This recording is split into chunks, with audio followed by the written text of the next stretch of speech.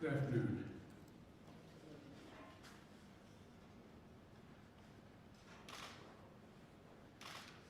Earlier today, I visited a restaurant here in town. I'm going to mispronounce it, Las Hilamia, and which is a pilot program for Restaurant Revitalization Fund and an important piece of the American Rescue Plan.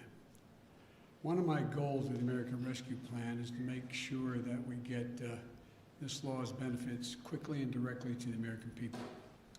So before I say a bit more about what we're doing to support our nation's restaurants, let me provide an update on what is happening through the American Rescue Plan right now as I speak.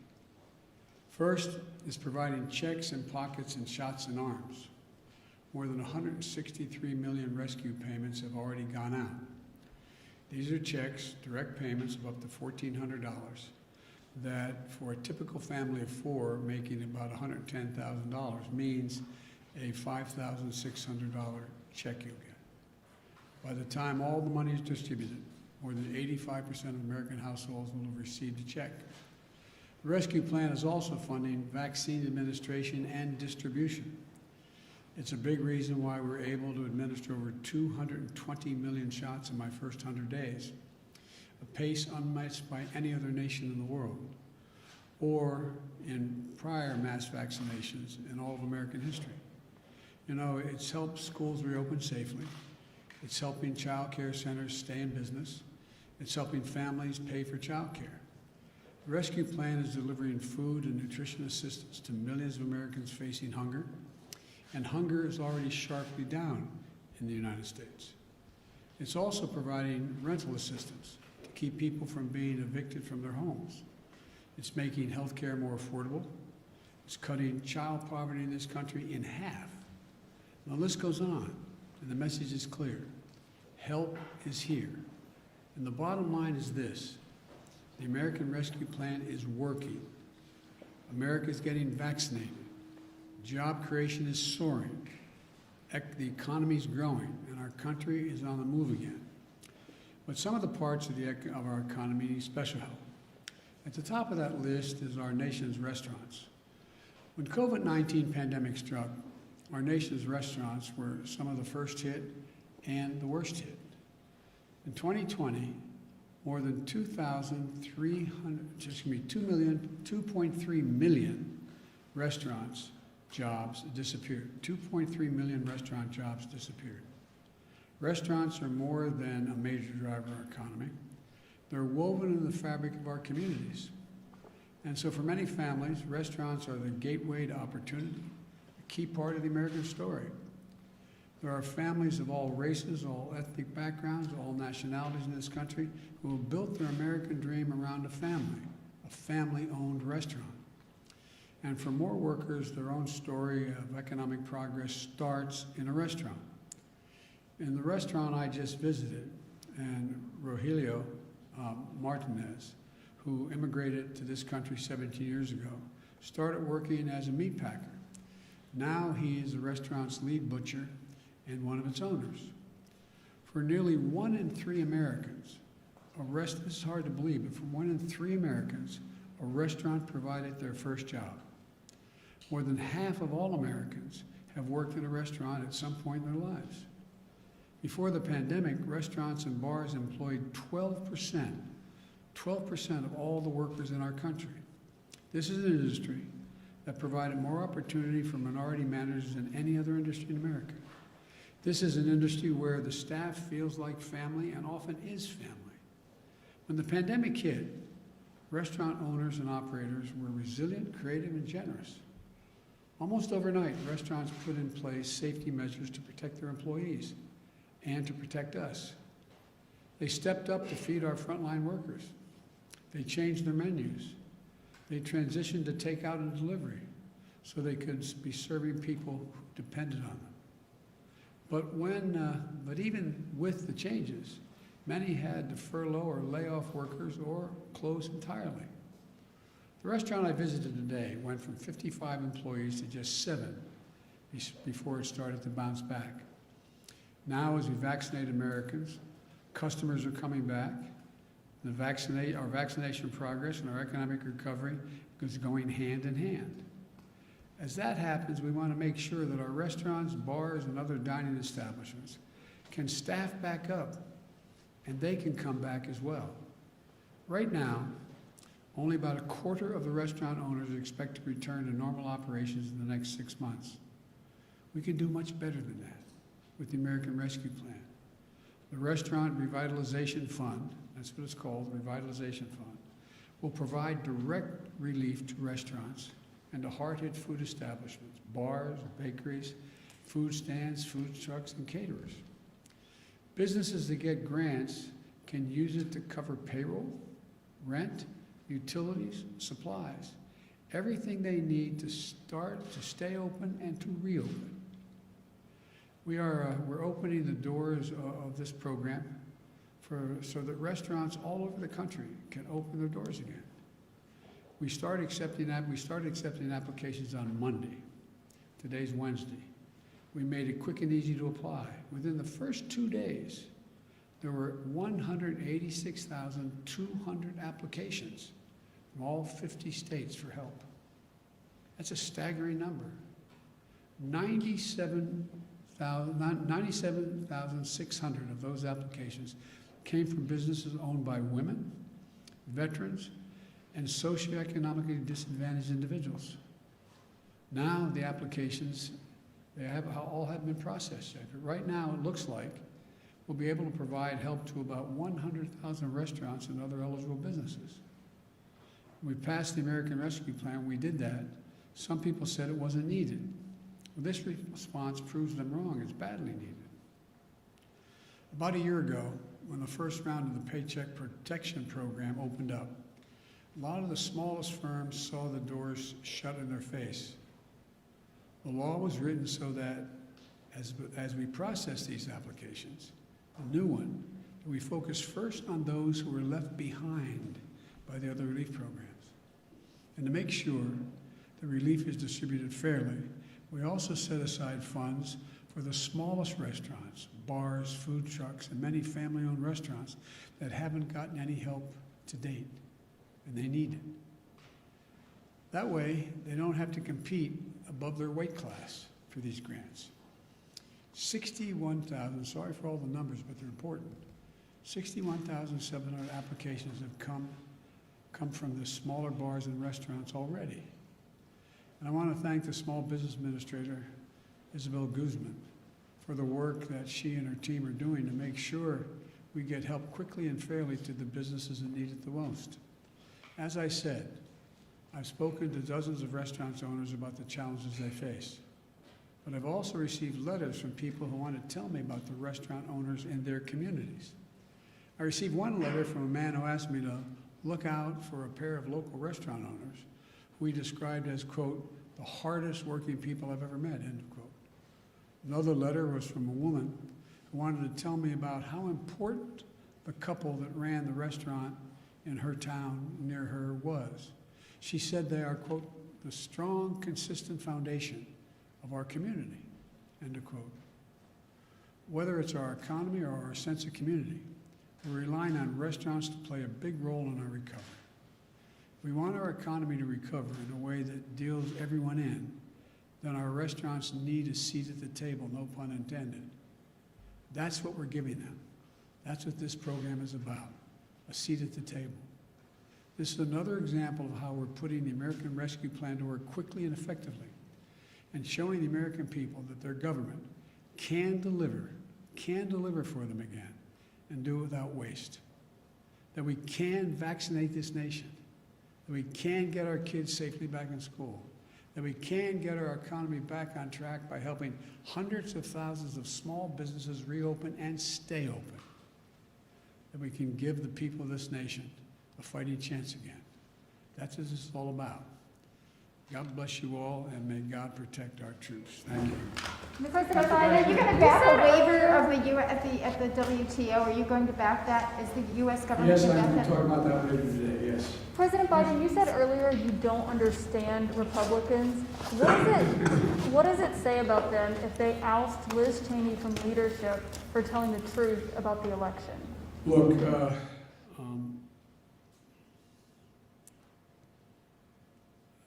it seems as though the Republican Party is trying to identify what it stands for. And they're in the midst of a significant sort of mini revolution going on in the Republican Party. I've been a Democrat for a long time. We've gone through periods where we've had internal fights and disagreements. I don't ever remember any like this. And so, as one of you said, and I'm not embarrassed by identifying them, as one of you said on national television last night, we badly need a Republican Party. We need a two-party system. It's not healthy to have a one-party system. And I think the Republicans are further away from trying to figure out who they are and what they stand for than I thought they would be at this point. Sir, Mitch McConnell said that he is 100% focused on stopping this administration. You've spoken about your relationship with him in the past. Do you still think you can work with him when he says things like that? Look, he said that in our last administration, Barack, he was going to stop everything. And I was able to get a lot done with him.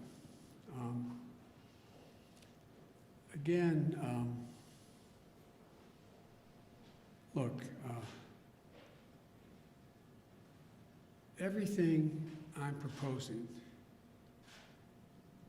that be done to generate economic growth, employment, and put us in a position where we can outcompete any other country in the world with research and development and moving ahead, I pay for. We talk about how this is going to cost so much money. I'm not paying for it. The bottom line is this. My Republican friends had no problem voting to pass a tax proposal that expires in 2025 that cost $2 trillion. None of it paid for. Increased the deficit by $2 trillion.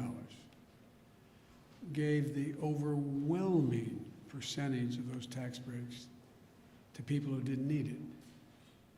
The top 0.1%. They didn't need it. And it was argued that what it would do is generate this great economic surge and growth. It would increase productivity. It would pay for itself. It would generate a sense of growth in America we hadn't seen ever before. Well, everyone from the Heritage Foundation on has pointed out I hadn't done that. Hadn't done that. Now I come along, and the proposals that I'm suggesting are tried and true things like when you rebuild bridges, things get better. When you rebuild highways, when you don't have to, airports, ports, it all matters. It increases productivity. And the programs that relate to people are programs that are the things that also generate economic growth. And I view them as, for example, tax cuts for middle class, upper middle class, and working class people. And so you eliminate a few of just have the super wealthy begin to pay their fair share. For example, you have, I think it's 35 or 30 corporations didn't pay a single solitary penny last year in the Fortune 500 companies. They made $400 billion. They paid no taxes. How can that make any sense? Especially since these corporations, and I come from the corporate capital of the world, more corporations are incorporated in my state than all the rest of the country combined. If you notice, corporations aren't investing any money in research and development. Somewhere, what's most of it going to? buying back their own stock, stock dividends, which makes sense, leaving by some studies less than 10% for research, development, pay raises, etc. Used to be that not too long ago, for example, during the Bush administration, the tax rate for the very wealthy making well over millions of dollars was 39.6%. It's now 37%. Just raised it back to what it was before. It raises enough money from that savings to put every single person in community college who wants to go. Now, what's going to grow America more? What's going to help you and your security more? The super wealthy having to pay 3.9% less tax, or have an entire generation of Americans having associate degrees. That's why all the economists, even on Wall Street, are pointing out, guess what? It grows the economy. Benefits everybody. Hurts nobody. But now, it's talk to the Wall Street Journal, let's talk about it as a welfare program. It's about growth. And so, you know, the idea that it's just amazing. I mean,